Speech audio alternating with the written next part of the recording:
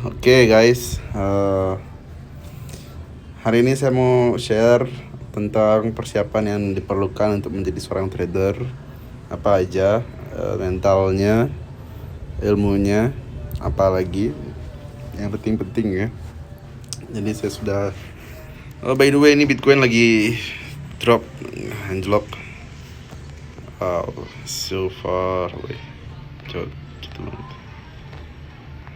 Mungkin bakal lebih drop lagi. Ya,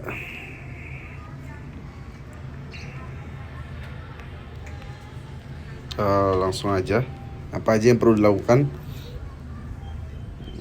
Saya sudah catat di sini. Oke, ilmu dan mental trader yang perlu dipersiapkan yaitu mengerti dunia finansial satu, kedua itu percaya diri, ketiga konsisten, keempat tekun, komitmen. Ya. Oke, mengerti dunia finansial itu apa maksudnya, Mas Pak? Jadi mengerti dunia finansial itu yang pertama, saran saya mungkin kalau mau masuk ke dunia trading minimal sudah punya pekerjaan dulu ya. Minimal sudah punya pekerjaan dan penghasilan yang cukup untuk sehari-hari. Jangan pengangguran. Kalau pengangguran jangan dulu trading. Cari pekerjaan dulu. Trading itu bukan untuk semua orang ya. Nanti kalau kena seleksi alam bakal parah jatuhnya kalau kita pengangguran gitu, karena entahlah, di trading tuh ada candunya. Saya rasa ada candunya di sana.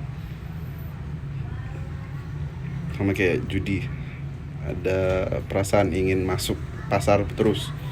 Dan ketika ketika modal habis, tidak punya pekerjaan, nah itu bahaya. Nanti bisa lari kemana-mana, ngutang atau apalah istilahnya, yang makin memperburuk situasi finansial Anda. Jadi satu, harus punya pekerjaan tetap. Nggak usah pekerjaan tetap, paling nggak penghasilan ada gitu, nggak nganggur banget. Ada untuk deposit, tapi yang penting sebelum deposit ilmu dulu ya. Jangan langsung masuk pasar dengan ngikutin sinyal orang, itu bahaya banget. Biasanya newbie kayak gitu. Dan juga dunia perbedaannya yaitu ilmu yang di finansial itu yang perlu kalian pahami itu ini. Ada 3 perbedaan ya. Ada 3 perbedaan ini dikutip dari buku Robert Kiyosaki, seorang yang sangat saya kagumi juga. Ada 3 tipe manusia. Ada miskin, ada kelas menengah, middle class, dan ada kaya, rich. Nah, banyak orang yang nggak tahu rich itu apa. Ada yang bilang rich itu kalau mereka punya mobil mewah. Rich itu dia mapan, maksudnya dia punya rumah, punya mobil, atau apa, gaji sekian, atau punya macam-macam lah. Tapi bukan itu intinya. Karena kalau itu masuknya ke middle class. Kalau orang yang pamer dengan hartanya itu biasanya dia di middle class. Nah ini kita lihat perbedaannya. Orang kaya tuh ngumpulin apa aja sih dengan uangnya, ngelakuin apa aja. Pertama ada miskin. Si miskin ini kalau dapat gaji, income itu gaji. Kita lihat di sini ya, paling kiri poor. Poor itu artinya miskin. Dia punya pekerjaan, dia punya income, dapat gaji. Gajinya habis ke pajak, sewa kos, makanan, transportasi, baju, mungkin apalagi pulsa, kuota, dan lain-lain. Udah habis gitu doang bentuknya. Kalau middle class beda lagi, income, masuk gaji, terus bayar liabilities yaitu cicilan mobil, cicilan kartu kredit, bayar sekolah anak, cicilan asuransi, lalu ada beli ya kehidupan mewah lah gitu, kayak makan mewah dan lain-lain biar terlihat sukses kayak gitu. Ini middle class. Oke, ini yang tampak di luarnya. Kalau orang kaya nih, dia nggak kelihatan, tapi balance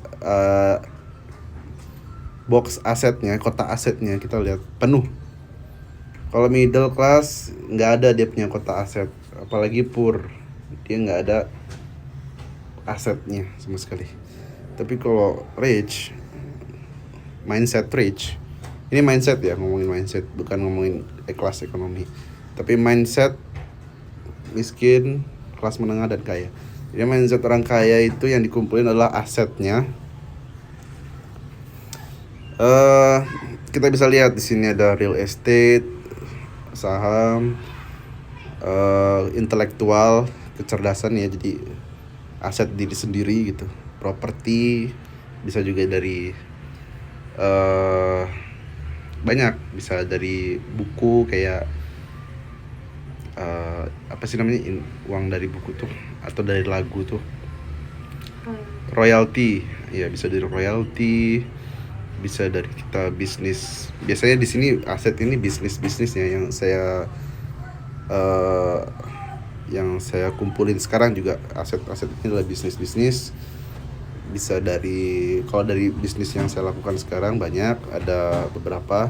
Bisa kalau di dunia trading bisa dengan aset eBay, kita bisa jadi apa sih namanya, eBay tuh afiliator bahasa trendingnya sekarang yang sedang dipandang negatif oleh masyarakat. Afiliator, yang penting kita bermanfaat, kita ngasih value, orang sama-sama win-win solution. Member dapat win solution, kita dapat win solution gitu kayak. Nah, itu kan sehat gitu. Dan komisinya jalan terus, jadi itu bisa jadi aset kita. Kita lagi kemana-mana dia masih tetap aja, karena aset itu jalan terus, income-nya masuk terus. Itu bisa juga dengan kita buka bisnis, tapi bisnisnya udah settle, kayak bisnisnya sudah jalan, kita sudah punya karyawan, kita sudah punya leader atau yang memimpin di bisnis itu dan berjalan dengan tanpa kita. Itu juga bagus, jadi aset bakal terus menghasilkan uang walau sampai kapanpun. Yang penting kepemimpinan kalian gimana. Kalau kalian tidak peduli atau ya bakal anjlok juga. Banyak lagi yang dikumpulkan, ada real estate, kayak kita punya kos-kosan. Kalau kos-kosan mungkin terlalu tinggi, terlalu mahal membuat kalian, bisa dengan sewa rental, entah rental motor, entah rental HP. Ada nggak sih rental HP? Nggak tahu ya. Banyak kok, rental kamera, rental surfboard. Kalau kalian di Bali ada orang rental surfboard, kita main surfing. Habis itu banyak lah yang kita bisa rentalin. PS ya paling banyak ya. PS itu jadi aset gitu ya, karena dia terus menghasilkan uang. Nah, itu yang dikumpulin oleh orang-orang kaya. Yang beda dari yang kebanyakan orang ya, middle class dan poor ini tidak pernah mengumpulkan aset. Biasanya ya cuma kalau ada uang lebih ya, apa sih namanya, self reward lah istilahnya, tapi sebenarnya pemborosan gitu. Banyak yang kayak gitu. Kita harus pintar-pintar, jangan sampai ngutang juga, lunasin hutang terus tidak ada. Oke, lanjut lagi. Ini basic mindsetnya ya. Teman-teman harus berada di pikiran rich. Sekarang pikirin kolom aset kalian tuh bakal apa aja nih. Yang bakal menghasilkan uang di aset kalian. Kalau kalian punya modal, punya tanah bisa. Kalau kalian punya nggak punya ilmunya, intelektual dulu dipelajari, beli buku, pahami, itu aset buat diri sendiri. Buat diri sendiri itu asetnya bisa sampai mati. Nggak, paling menguntungkan tuh aset diri sendiri ya. Itu dulu dibangun mentalnya, ilmunya, yang lain mengikuti pasti. Kalau udah ada intelektual, itu paling penting. Jadi silakan dicocokkan dengan teman-teman kira-kira mau ngumpulin kolom aset yang mana nih, karena uang itu adalah prajurit ya. Jangan sia-siakan setiap lembar rupiahmu itu, suruh dia kerja sampai menghasilkan uang lebih banyak lagi. Kalau kalian nggak ngerti cara kerjanya ya bakal hilang juga tuh prajurit. Makanya punya ilmu dulu penting. Kedua, percaya diri.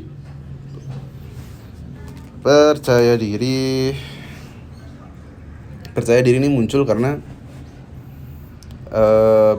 bukan hanya motivasi saja ya. Motivasi itu sekian lah. Percaya diri ini muncul karena kita sudah tahu gitu loh. Kita sudah tahu, kita sudah punya ilmunya, kita sudah paham. Itu yang penting. Kayak kita punya sistem trading. Biasanya trader tuh gitu ya, punya sistem. Newbie ya, ada dua. Satu nggak punya sistem trading, kedua dia punya sistem trading tapi nggak dieksekusi dengan disiplin gitu. Kadang nggak entry, kadang ragu, kadang ini karena nggak percaya diri dengan sistem tradingnya. Masih ragu dengan sistem tradingnya. Umpamanya loss sekali, terus ragu mau entry lagi. Ini profit nggak ya? Ntar takutnya loss lagi gitu. Nah, nggak pede. Apa caranya biar pede? Yaitu di backtest. Di backtest berapa tahun? 10 tahun sekalian. Kalau setahun bagus, coba 2 tahun. 2 tahun masih bagus, coba lagi 5 tahun. 5 tahun masih bagus, 10 tahun coba backtest. Nah, kita bakal tahu apes-apesnya sistem trading kita ini apa. Pasti ada apes-apesnya, kayak maybe dia pernah 10 kali loss berturut-turut. Ya kan? 10 kali loss berturut-turut. Terus setelah itu dia profit terus turun sampai tercover lossnya, udah sampai profit banget gitu. Bisa jadi kayak gitu. Nah, kita bisa lihat umpamanya dia pernah loss berturut-turut tapi di akhir bulan dia tetap profit. Berarti money manajemennya harus bener ya kan. Paling banyak nih 10 kali loss, umpamanya kita pakai lot 10% dari modal, 10 kali loss udah 100% udah MC. Nah, kita harus atur money manajemennya nih. Yang terburuk tuh pernah berapa lossnya gitu dari sistem itu. Jadi kita pede, kita trading tuh pede. Walaupun orang ngomong sell atau buy, kita udah yakin kayak gini ya udah. Umpamanya kita di sistem trading kita buy ya buy aja, nggak peduli orang mau bilang sell, mau bilang apa, bodo amat, karena sudah ada di pucuk. Percaya diri, udah bodo amat sama trading. Bahkan nanti trading tuh bakal terasa membosankan. Berarti kalian udah profitable kalau udah merasa membosankan. Kita terus konsistensi itu penting. Apapun yang kalian pelajari, apapun profesi kalian, kalau mau sukses harus konsisten melakukan yang konsisten terus.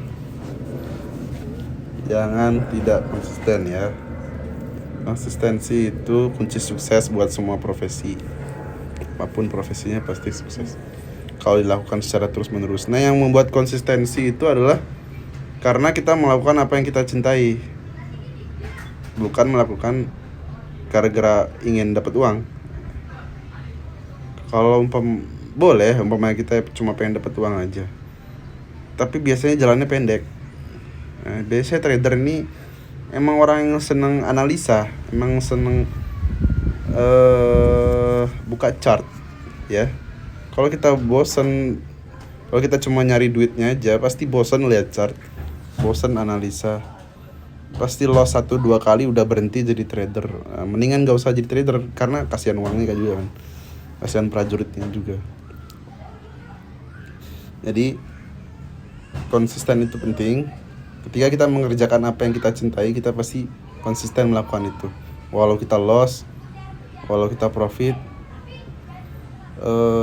ya udah tetap aja karena kita suka gitu. Itu bedanya. Kalau kita ngelakuin karena uang, 1 kali 2 kali loss, udah kehilangan uang, kita udah nggak jadi, udah berhenti gitu. Yang terakhir adalah tekun. Tekun itu penting. Tekun itu adalah komitmen ya. Sejauh apa komitmen Anda untuk jadi seorang sukses di trading? Sejauh apa? Pikirkan dalam-dalam. Apa karena Apa karena emang Anda suka? Apa karena hanya lagi pengangguran aja kayak gitu? Hati-hati di situ. Jadi konsisten, tekun itu kunci dari sukses di berbagai bidang. Ini saya mungkin terdengar klise banget ya, kayak tekun, semua orang ngomong tekun, tapi nggak semua berhasil. Emang nggak semua berhasil, tapi paling nggak kita pernah di batas limit kita melakukan sesuatu dengan sangat serius gitu. Jangan meremehkan tekun. Kita bisa gagal melakukan hal yang kita sukai. Kita juga bisa gagal melakukan hal yang tidak kita sukai. Jadi keduanya sama aja. Jadi mendingan kita gagal melakukan hal yang kita sukai. That's it. Oke, yang gitu aja. Sekian dari saya tips-tipsnya. Mungkin semoga bermanfaat ya teman-teman ya. Oke, assalamualaikum warahmatullahi wabarakatuh.